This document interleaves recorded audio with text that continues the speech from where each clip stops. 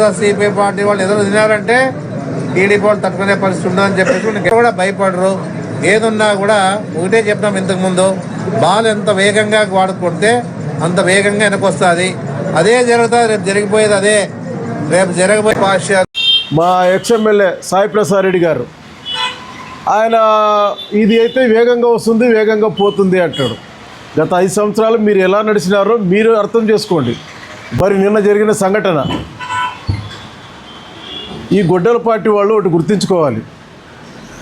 మనం ఈరోజు ఈ పరిస్థితి ఎందుకు వచ్చింది అనే ఒక ఆలోచనతో ప్రతి ఒక్క నాయకులు కానీ కార్యకర్తలు కానీ వాళ్ళు ఆలోచిస్తే భవిష్యత్తులో వాళ్ళకి ఏదైనా మంచి రోజులు వస్తావేమో అని నేను అనుకుంటున్నా. ఇదే రకంగా అదేమండి ఒక దళిత మహిళ ఇంటికి ఆయన ఎమ్మెల్యే, ఆయనేమో సామాన్యమైన వ్యక్తి కాదు. మా లాంటి వాళ్ళకి ఒక మార్గదర్శిగా ఉండాలి. ఆయన ఎమ్మెల్యేగా ఉంటూ 100 మందిని, అది రౌడీలు అనొచ్చు లేదా వాళ్ళ పార్టీ కార్యకర్తలు అనొచ్చు, ఇంకెవరైనా కావచ్చు, 100 మందిని ఇంటికి తీసుకుపోయి ఒక మహిళని బట్టలు దించి ఆ అమ్మాయి కానీ వీడియోలో పెట్టింది. మీరు నాకు తెలిసి ఇక్కడుండే సోషల్ మీడియా సోదరులు కానీ నేషనల్ మీడియా సోదరులు కానీ చూసి ఉండొచ్చు. వీడియోలు పెట్టింది ఆ అమ్మాయి. ఆ మహిళను బట్టలు దించి భర్త లేని టైంలోనే పోయి ఇంటికి పోవడము, నీ భర్త ఎక్కడ చంపేస్తామనడము. ఒక ఎమ్మెల్యేగా దాదాపు 2.5 లక్షల మంది ప్రజలతో ఎన్నుకోబడిన వ్యక్తి, మెజార్టీ ఎంతనే ఉండొచ్చు కానీ ప్రజలతో ఎన్నుకోబడిన వ్యక్తి అలా చేస్తే, సోదరుడు విరూపాక్షి కానీ ఒక బీసీ కులానికి చెందిన వ్యక్తి, ఒక దళిత కులానికి చెందిన వ్యక్తుల్ని ఇలా చేస్తే రేపొద్దున ఆయన రాజకీయ మనుగడ ఎలా ఉంటుంది? ఆయనకి ఈ పార్లమెంట్కి సంబంధించిన వాళ్ళు కానీ రాష్ట్రానికి సంబంధించిన కానీ వైసీపీ సోదరులు, వైసీపీ నాయకులు ఆయనకి సపోర్ట్ చేస్తున్నారు. అయ్యా, కొద్దిగా ఆలోచించి జ్ఞానం తెచ్చుకొని మాట్లాడితే మీ పార్టీకి మీ భవిష్యత్తు బాగుంటుందని చెప్పి తెలియజేస్తున్నాను. మరి నిన్న జరిగిన సంఘటన, ఈ గొడ్డల పార్టీ వాళ్ళు ఒకటి గుర్తుంచుకోవాలి.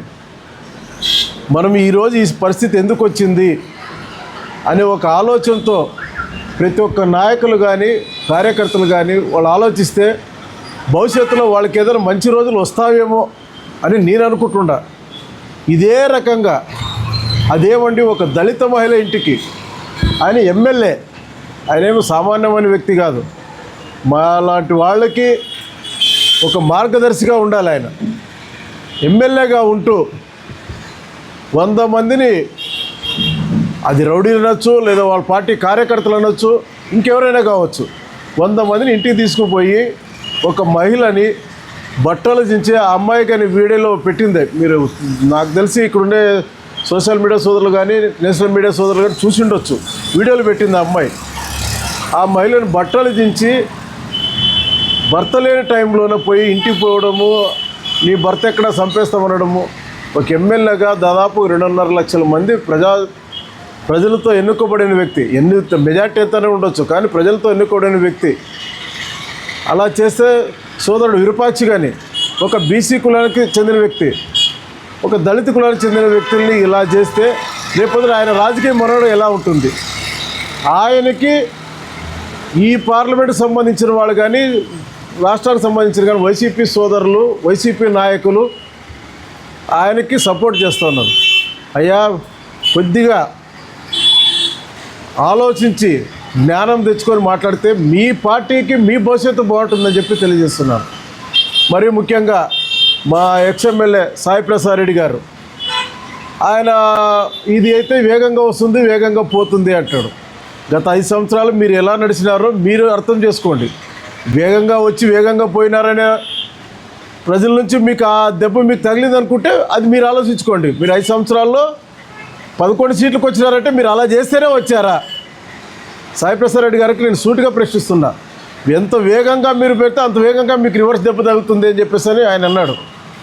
మీరు 5 సంవత్సరాలు అలాంటి చేస్తేనే, మా నియోజకవర్గానికి సంబంధించి చెప్తున్నా, 5 సంవత్సరాలు మీరు అలా నడుచుకుంటేనే రాష్ట్ర వ్యాప్తంగా 11 సీట్లు. ఈ నియోజకవర్గం కాదు, ఈ జిల్లా వాసి కాదు, ఈ నియోజకవర్గంలో ఓటర్ కాదు, 400 కిలోమీటర్ల నుండి వచ్చిన మా సోదరుడు పార్సారథి మేము ఓడించారు. గుర్తించుకోండి. అంటే మీరు అలాగే నడుచుకున్నారా? మా పార్టీ అలా నడుచుకోదు. మా పార్టీ నాయకుడు అలాంటి సందేశాలు ఇవ్వడు. దయచేసి మీరు సపోర్ట్ చేయడం బంద్ చేసి ఇలాంటి వాటికి మీరు సపోర్ట్ చేస్తే ఇంకో నియోజకవర్గంలో ఇదే స్టార్ట్ అవుతుంది. అంటే మీరు ఈ రాష్ట్రాన్ని ఏ రకంగా తీసుకోవాలనుకుంటున్నారు? రాష్ట్రాన్ని ఒక అంధకారంలో తీసుకొని పోయి కులాల్లోనో మతాల్లోనో గలాట్లు పెట్టి ఆనందపడాలనుకుంటున్నారా? అది మీకే దెబ్బ తగులుతుంది. మీకే అది వేగంగా తగులుతుంది. దెబ్బ స్లోగా కాదు, చాలా వేగంగా తగులుతుంది. అది గుర్తించుకొని చేరేసుకో. అది గుర్తించుకొని నడుచుకుంటే మీకు మీ పార్టీకి రాబోయే కాలంలో వస్తావో మంచి రోజులు రావో తెలియదు, కానీ అది గుర్తించుకొని నడవమని చెప్పేసి అని రాష్ట్ర వ్యాప్తంగా ఉన్న వైసీపీ క్యాడర్కి, మా నియోజకవర్గంలో ఉన్న వైసీపీ క్యాడర్కి, ఆలూరు నియోజకవర్గంలో ఉన్న వైసీపీ క్యాడర్కి ప్రత్యేకంగా తెలియజేస్తున్నాం. ఎందుకంటే చాలా నిన్న దాదాపు 20-40 నిమిషాలు మాట్లాడారు సాయి ప్రసాద్ రెడ్డి గారు. అయ్యా మీరు అర్థం చేసుకోండి, 3 తూర్లు ఎమ్మెల్యే అయ్యారు ఈ నియోజకవర్గానికి, దాదాపు 5 తూర్లు కంటెస్ట్ చేశారు. మీరు అలాంటి వ్యక్తి సపోర్ట్ చేస్తే ముందే మనకు చరిత్ర బాగలేదు, మళ్ళీ మీకు అది మచ్చ పెద్దదవుతుందని చెప్పేసి అని నేను ఒక నియోజకవర్గ స్థాయి తెలుగుదేశం పార్టీ నాయకుడిగా ఆయనకు తెలియజేస్తూ, మరి ఈరోజు డిఎస్సి మీద మాట్లాడుతూ ఉన్నారు. డిఎస్సి మీద వాళ్ళకి మళ్ళా అంటే ఏదో ఒక సబ్జెక్ట్ తీసుకొని మాట్లాడాలనే ఒక ఆలోచన తప్ప వాళ్ళకి కానీ వాళ్ళ నాయకుడికి కానీ. అయ్యా డిఎస్సి పుట్టిందే తెలుగుదేశం పార్టీ. మీరు ఏ రోజన్నా డిఎస్సి ఇచ్చారా? మీరు మీ నాయకుడు ఇంతకుముందు నాయకులు ఇచ్చారా? మా ముఖ్యమంత్రి నారా చంద్రబాబు నాయుడు గారు మొదటిసారి ముఖ్యమంత్రి అయిన తర్వాత డిఎస్సి వచ్చింది. ఆ డిఎస్సి తీసుకొచ్చిందే మా నాయకుడు. ఈరోజు మళ్ళీ మా యువ నాయకుడు నారా లోకేష్ బాబు గారు విద్యాశాఖ మంత్రి అయిన తర్వాత డిఎస్సి తీసుకొని వచ్చాడు. దాని మీద మీరు కోర్టుకు పోయినారు, హైకోర్టుకు పోయినారు, సుప్రీంకోర్టుకు పోయినారు, అన్ని కోర్టులు మీకు సమాధానం చెప్పింది. మళ్ళీ సిబిఐ దర్యాప్తు అంటున్నారు. కోర్టు కంటే సిబిఐ దర్యాప్తు ఎక్కువ అని నేను అడుగుతున్నా, మీకు మీడియా సోదరులుగా అడుగుతున్నా. మనకు అంతిమంగా ఫైనల్గా సిబిఐ కానీ ఈడీ కానీ తీసుకోబోయి ఎక్కడ పెడతాయి? కోర్టులోనే కదా పెట్టే సబ్జెక్టు. ఇవన్నీ దర్యాప్తు సంస్థలన్నీ తీసుకొని పోయి వాళ్ళేం జైలుకి వేయరు కదా, తీసుకొని పోయి కోర్టులోనే సబ్జెక్ట్ పెట్టేది. అంత మాటకమైన జ్ఞానం లేకున్నట్లు మాట్లాడుతున్నారు ఈ వైసీపీ నాయకులు. అంటే మళ్ళీ ఏం చెప్పాలో అర్థం కావట్లేదు. అసలు వీళ్ళు ఏదో మాట్లాడాలని చెప్పి పైన అధిష్టానం చెప్పింది ఏదో మాట్లాడాలని చెప్పి మాట్లాడితే ఇంక దీనికి సమాధానం ఏముంటుంది?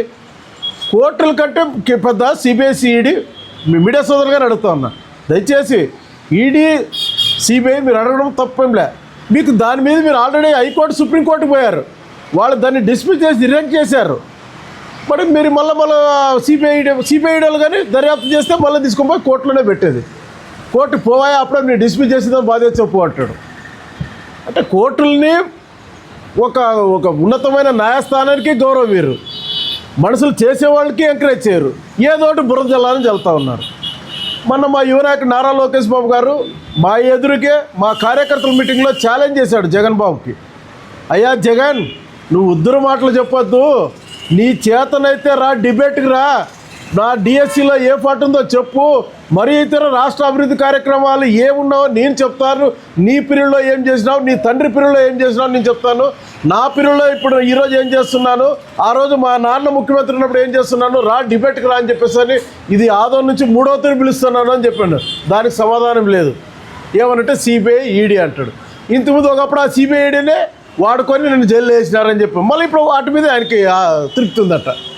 అది సిబిఐడీనే ఆయన నన్ను వాడుకొని జైల్లో వేసినారు, నన్ను సిబిఐడీతో కొట్టించి చేసినారు, సోనియా గాంధీ, చంద్రబాబు నాయుడు ఎట్సెట్రా ఇంకెవరో పేర్లు చెప్పారు. ఇప్పుడు మళ్ళీ సిబిఐడి కావాలట ఆయనకి. అయ్యా దయచేసి కొద్దిగా జ్ఞానం తెచ్చుకొని, రాజకీయాల్లో గెలుపు ఓటములు వస్తూ ఉంటాయి పోతూ ఉంటాయి. రాజకీయాల్లో గెలుపు ఓటములు శాశ్వతం కాదు, అందరూ ఓడుతూ ఉంటారు గెలుస్తూ. మా ప్రభుత్వం పోయింది, మీ ప్రభుత్వం వచ్చింది, మళ్ళీ రేపు పొద్దున ఏదొస్తుందో తెలియదు. ప్రజలకు ఇచ్చే సందేశాలు పర్ఫెక్ట్గా ఇవ్వండి. ఒక దళిత మహిళల మీద ఇలా ఒక ఎమ్మెల్యే పోయి ఏదో సాధారణ పౌరులు నేను కొట్లాడుకోవచ్చు, కొద్దిగా ఆ టైంలో పౌరుషం వచ్చి అది దళిత మహిళ, బీసీ మహిళ, ఓసీ మహిళ అని చూడుకున్నట్లు కొట్లాడుకోవచ్చు. ఒక ఎమ్మెల్యే రాత్రి ఇంటికి పోయి దౌర్జన్యం చేయడం సబబా? దాన్ని సమర్థించడం సబబా? కొద్ది గొడ్డల పార్టీ నాయకులందరూ తెలుసుకోవాలని చెప్పేసి తెలియజేస్తూ, డిఎస్సి మీద కానీ పదే మేము చెప్పాల్సిన పని లేదు. ఎందుకంటే సబ్జెక్ట్ ఈరోజు జరిగింది కాబట్టి చాలామంది మీడియా సోదరులు అక్కడ పోయొచ్చారు, నాకు కొన్ని వీడియోలు వచ్చాయి కాబట్టి చెప్తున్నాం. కానీ లేకపోతే మా నాయకుడే ఛాలెంజ్ చేశాడు, మేము చెప్పేది ఏముంది. దాని మీద కానీ స్థానిక ఎమ్మెల్యే ఎక్స్ఎమ్మెల్యే సాయి ప్రసాద్ రెడ్డి గారు కానీ అదే చెప్తా ఉన్నాం. దయచేసి డిఎస్సి మీద మీరు అడుగుతూ ఉన్నారు కదా, మీరు కోర్టుకు పోయినారు, కోర్టు గిట్ట అన్నీ అయిపోయినా కాబట్టి దయచేసి దాని గురించి మాట్లాడొద్దండి. దాని గురించి మాట్లాడే మీరే అబాస్ పాలవుతారు. 16,000 మంది ఇప్పుడు కొత్త డిఎస్సీలో ఉండే ఎంప్లాయీస్ అందరూ మీకు బజార్లో నిలబెట్టే స్టేజ్ వస్తుందని చెప్పేసి మీరు తెలియజేస్తూ ఈ రకంగా మీ పార్టీ కార్యక్రమాలు చేసుకుంటూ పోతే మీరు ఇంకా 11 పోయి సింగిల్ డిజిట్కి వస్తారని నేను మీకు తెలియజేస్తూ, దయచేసి అర్థం చేసుకొని మీడియా సమావేశంలో నిర్వహించినప్పుడు ఏముంది, ప్రెస్ అంటే ఇప్పుడు వచ్చేస్తారు, మీరు వచ్చిందన్నా మాట్లాడేస్తే ఎట్లా? ప్రజలకు కానీ సంకేతాలు పోతాయి. ఇంతకుముందు అలా మాట్లాడే అసెంబ్లీలో చంద్రబాబు నాయుడు సార్ని, ఆయన భార్యనే, కొంతమంది నాయకులు ఎమ్మెల్యేలు వీళ్ళు మాట్లాడి ఇప్పుడు మీరు 11 సీట్లకు వచ్చినారు. ఈరోజు మళ్ళీ ఇదే. అరే ఒక మంచి కార్యక్రమం చేశాడు మా నాయకుడు, 16,000 మంది డిఎస్సీ, మళ్ళీ ఇప్పుడు 6,000 మంది తీసుకుంటున్నాడు. మీరు ఏ రోజు చేసినారా? 5 సంవత్సరాల్లో ఒక డిఎస్సీ చేసినారా? అంతకుముందు మీ తండ్రి గారు 10 సంవత్సరాల్లో డిఎస్సీ చేసినారా? మీరు ఒక డిఎస్సీ చేసినా ఏమేలా మీరు మా పార్టీని చేసే నాయకులను నిందించుకుంటా ఇట్లా దళిత మహిళలతో ఇంతకుముందు ఆ టైంలో గవర్నమెంట్ ఉన్నప్పుడు డాక్టర్ సుధాకర్ గారు వాళ్ళు ఎట్లా రోడ్లు వేసి గొంతు కోసం చంపేస్తారు. తర్వాత ఆయన ఎవరు ఎమ్మెల్సీ ఒక డ్రైవర్ని తీసుకొని వచ్చి గొంతు కోసం రోడ్లో ఇంట్లో వేసి పారేసిపోయారు. ఇదే మీ సంస్కృతి? ఇదేనా? ప్రజలు మిమ్మల్ని ఎట్లా హర్షిస్తారు? మిమ్మల్ని ప్రజలు హర్షించరు. ఇలాంటి కార్యక్రమాలు చేసుకుంటుంటే ప్రజలు హర్షించరు. మీరు భయపెట్టి బ్రతకాలనుకుంటున్నారేమో. ప్రజలు ఎవరు భయపడలేరు, ఏ పార్టీ నాయకుడు భయపడలేరు. జాగ్రత్తగా ప్రజలతో మలుచుకుంటే రేపొద్దు ప్రజాభిప్రాయం మీకే మొగ్గు చూపొచ్చు. జాగ్రత్తగా ఉంటే అరే మంచి వ్యక్తులు పని చెప్పుకుండొచ్చు. మీరు ఇన్ని చెప్తా ఉన్నారు, ఇన్ని చేస్తూ ఉన్నారు. ఎట్లా పోయినారు? 23 రోజుల ముందు సుట్కేసు పట్టుకొని వచ్చినాడు మా సోదరుడు పార్థసారథి.